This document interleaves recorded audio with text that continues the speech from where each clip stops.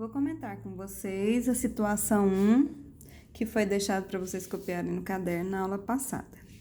Em um torneio feminino de mountain bike, 1/4 das 32 ciclistas inscritas foi classificado para a prova final.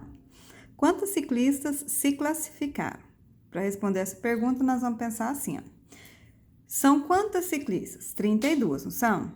E essas 32 vai corresponder para a gente a uma parte inteira, certo?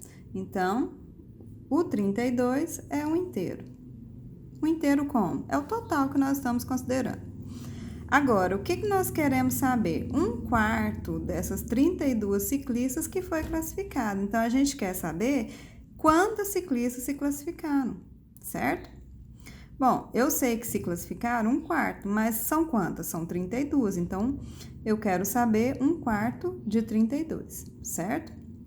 Então, 1/4 vai corresponder à quarta parte do inteiro, ou seja, a quarta parte de 32.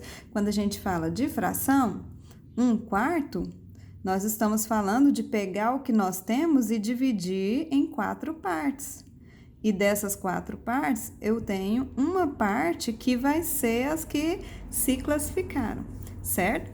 Então, o que nós vamos fazer? Nós vamos pegar esse grupo de 32 ciclistas e vamos fazer 4 grupos com a mesma quantidade, certo? Sempre quando a gente fala de fração, nós estamos falando de mesma quantidade.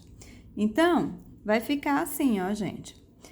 A gente vai ter aqui, ó, um grupo, o outro grupo, o outro grupo e o outro grupo. Então, primeiro grupo, segundo grupo, terceiro grupo, quarto grupo. Ou seja, temos 4 grupos. Desses 4 grupos, olha só, 1, 2, 3, 4, 1, 2, 3, 4. Então, no total, cada grupo tem 8 ciclistas, certo? Então, olha, 8 com mais 8, 16.